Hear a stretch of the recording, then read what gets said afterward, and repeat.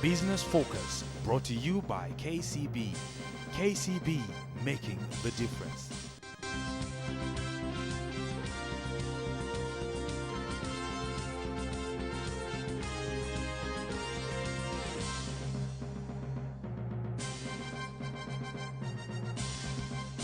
Hello and welcome to Business Focus, a magazine that aims to unlock the business potential of entrepreneurs across the region.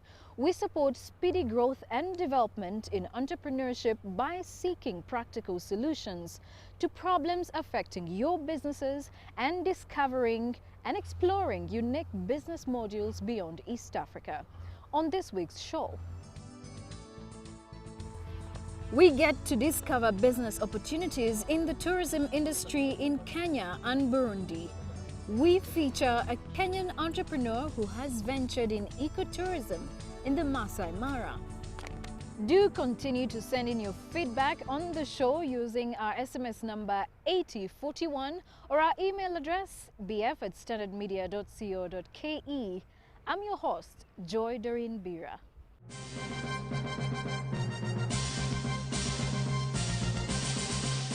Today we'd like to pay special attention to the tourism industry. We all know tourism in Kenya generates about 10% of the country's gross domestic product. And in this regard, we must not forget that the past few years have seen not very good times for the tourism industry in Kenya. But this is set to change, especially after peaceful elections in the month of March.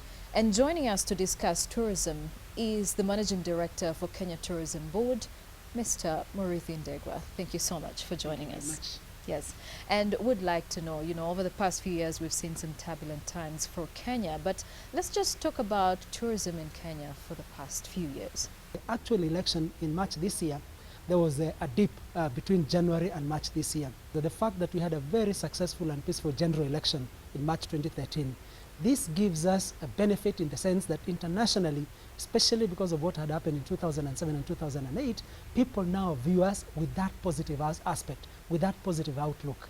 And as a result of that, we have now a platform within which to grow our tourism. And that would therefore mean that our brand equity has been raised.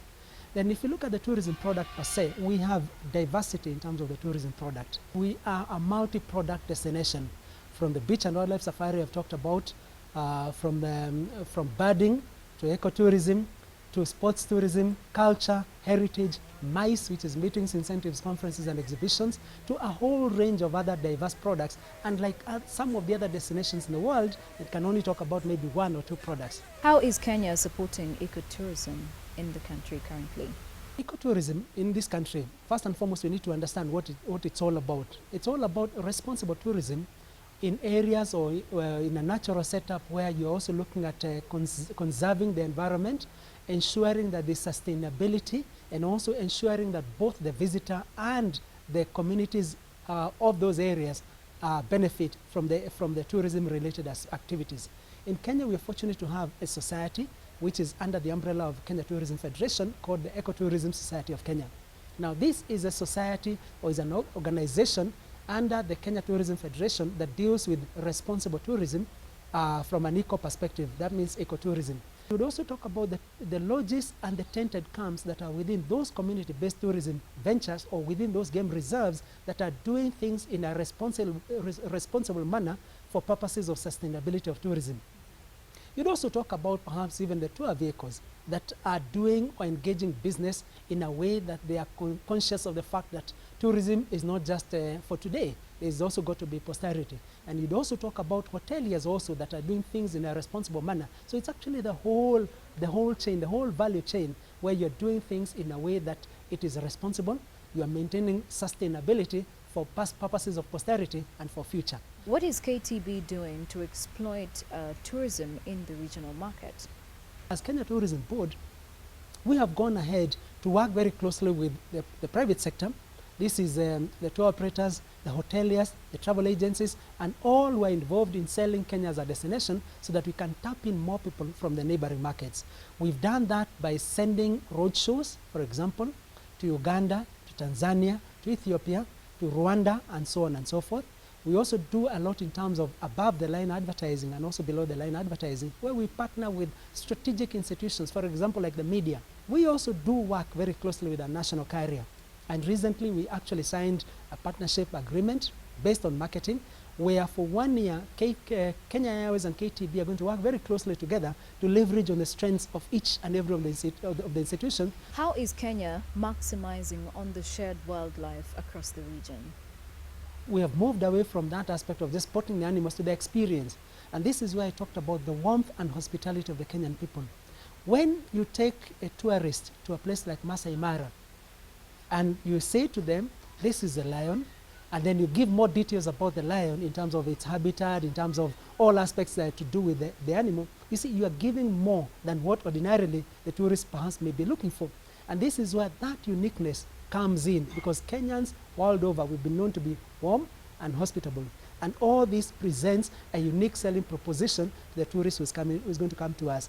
Remember also, when you talk about safari or wildlife safari, Kenya is reputed to be the home of wildlife safari. So we are basically positioning ourselves from that aspect of we are the home of safari. How is the Kenya Tourism Board supporting the smaller players in the industry, that is the agencies as well, in the tourism sector?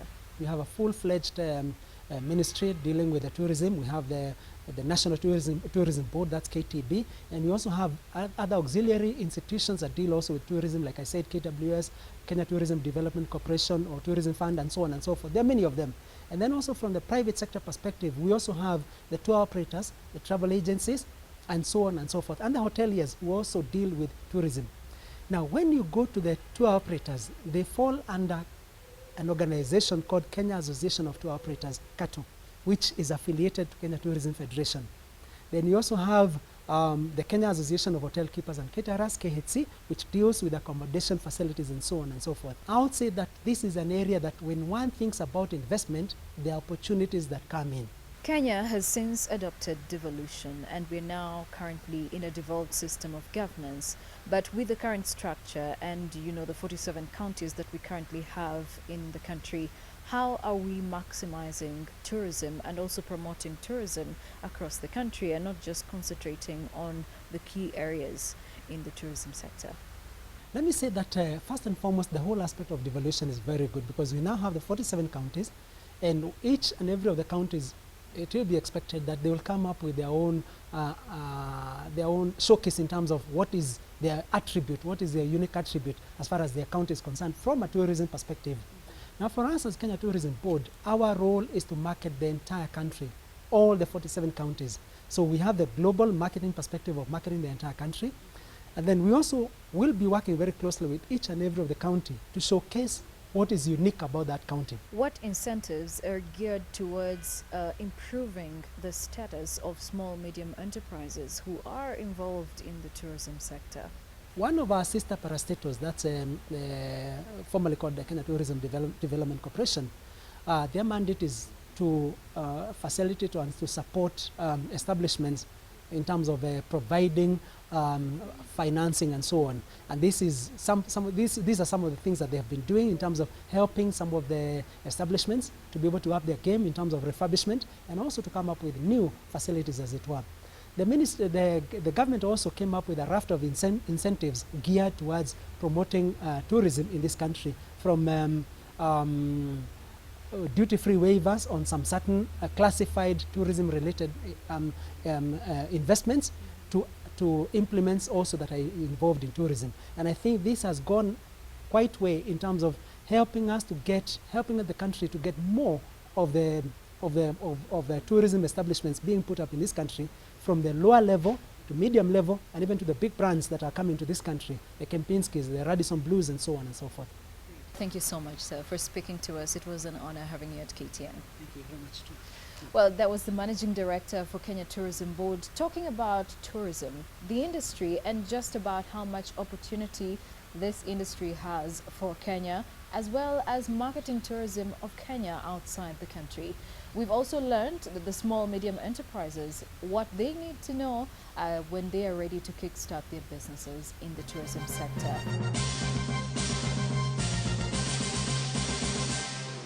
It's time for a break now, but when we return, we feature a successful Kenyan entrepreneur in Masai Mara who can only be described by one word: perseverance.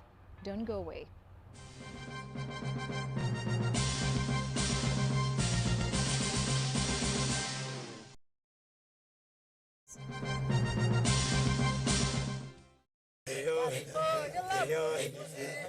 Kenya tourism industry is a prime revenue earner and plays an important role in the country's economic development.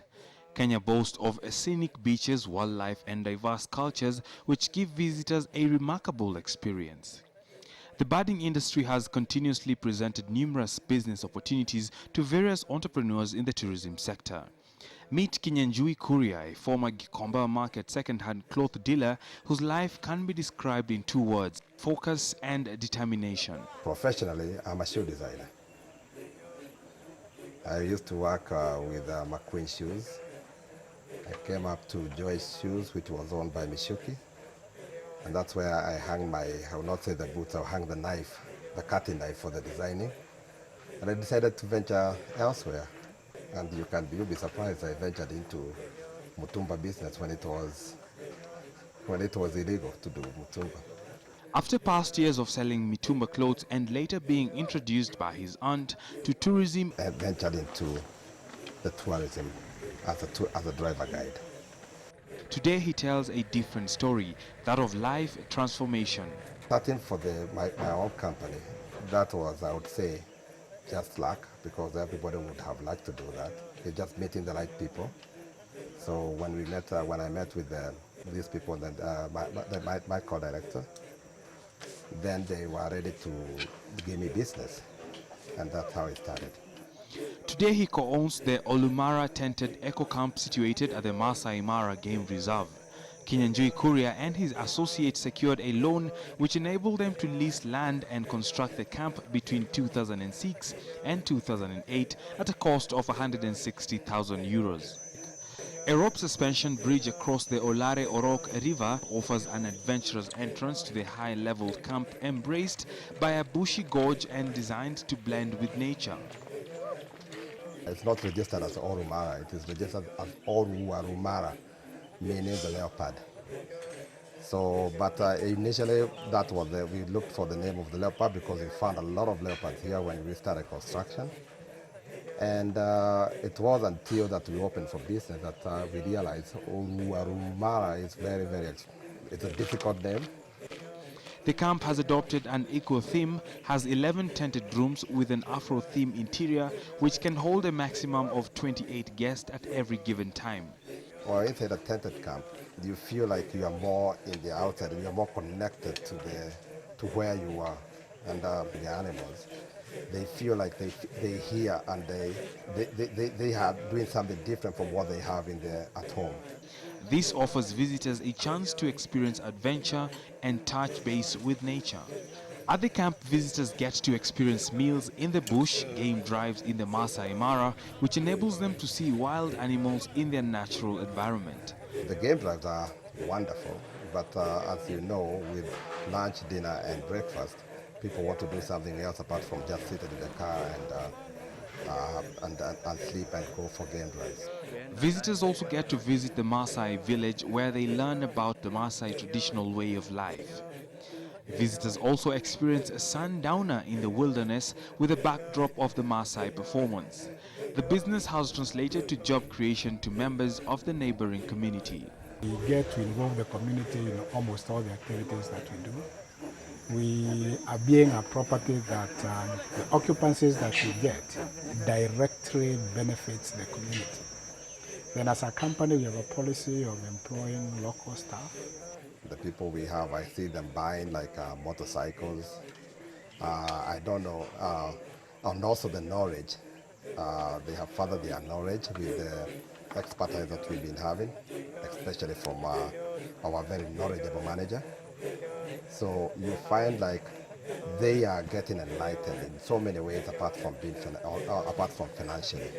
The camp's high season is usually in July and from November during the wildebeest migration. In a good month, we do about 600 guests, usually during the peak seasons. We are open throughout the year, and there are those months that are quite lean. We do about 40% of the occupancy in the very low season and do over 95% in the high season. Personalized service and good management has been a key attribute to their success. When the country is very stable, you find that the few travelers will still travel to mostly Kenya and Tanzania. The camp makes an annual profit of about $80,000 and is working on modalities to offer more unique services to its clients so as to attract a bigger number of guests. People need to venture out. There are a lot of other things that need to be explored, and you know, you do not just have to stay at home and say like there's nothing to do. There is a lot to do. Kinyanjui is like that cheetah in the Mara, which knows that each morning it has to outrun the fastest gazelle or risk starving to death. The game is part of me, and the wilderness is where I belong. He has proved that with courage and determination, you can flourish in any industry provided that you understand and accord it with the respect it deserves.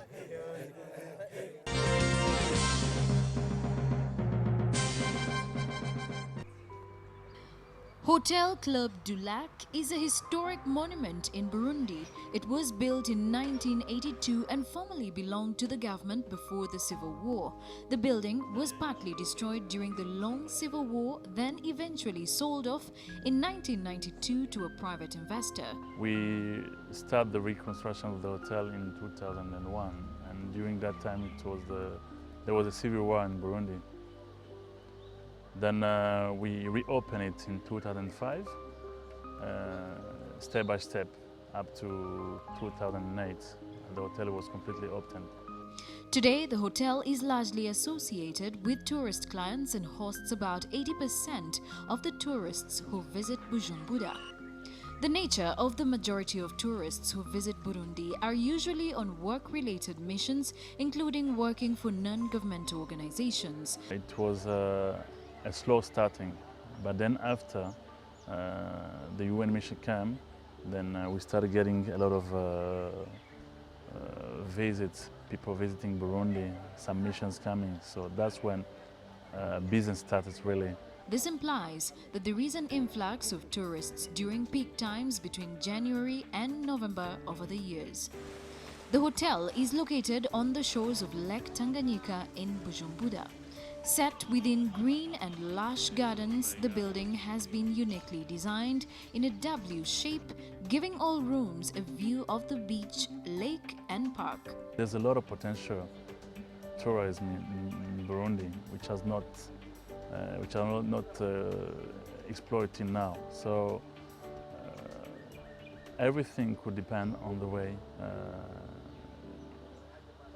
investors are being involved really in the tourism, and then the way government is really helping the investors. But still, I can say that there is a lot of potential of tourism in Burundi. The hotel aspires to promote social sustainability by having manpower that includes local people. Yeah, we do have more than 200 employees, between 220 or 230. The furniture and interior decoration items have all been made by Burundians. Today, the hotel has a manpower of 230 personnel who work very hard, showing their tenacity in the activities they undertake to satiate needs of their clients. They are picked at the airport up to the hotel. There is a shuttle, which is included in the room, the rest of the room. They have the pool. Yeah, they have the gym, they have the sauna and tennis, and they can also make a tour in Burundi. Yes, then visit the lake, visit the countryside. It has various guest facilities which include large relaxation grounds, room balconies at the beach, and a swimming pool. With a capacity of more than 120 guest rooms, the hotel has fully capitalized on the rising number of foreign visitors in the country and has had a 40% steady growth over the recent years. We have a program of extension Actually, we are now on extension.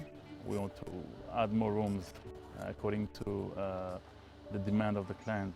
For instance, some of our customers are looking for long stay accommodation. So, meaning why we are under construction, and then we are working on that project of apartments, which we've taken, for instance, within 2 months. And then we are planning to add some facilities, and why not including a tour in the lake, as we are located at the lake. Today, the biggest challenge that the hotel faces is poor infrastructure around the facility. Danny Richard, the hotel manager, asserts that an improvement of the infrastructure by the Burundi government would see more clients visit the facility. Hotel Club du Lac is one of the successful facilities that have tapped into the ecotourism industry in Burundi after 12 years of civil war. There are enormous opportunities still left untapped. The institution, together with the Burundi community, have actualized the words of Henry Ford, who stated that coming together is a beginning, keeping together is progress, working together is success.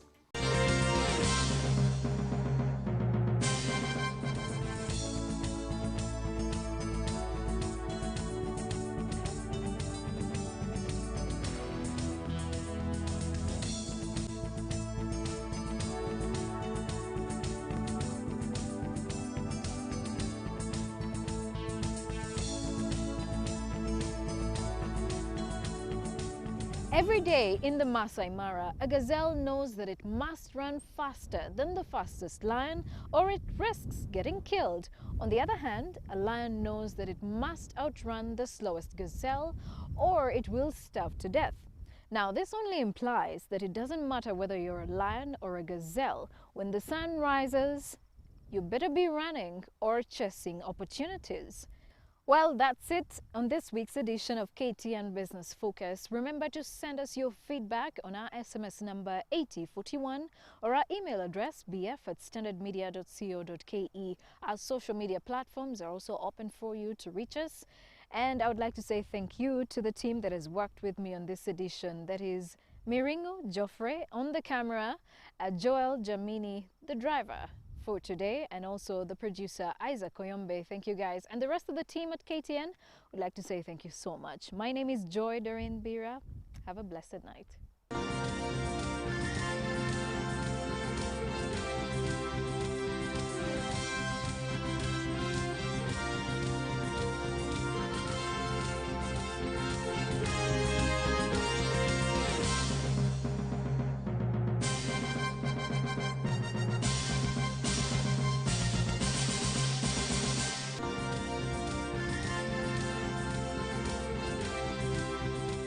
Business Focus, brought to you by KCB. KCB, making the difference.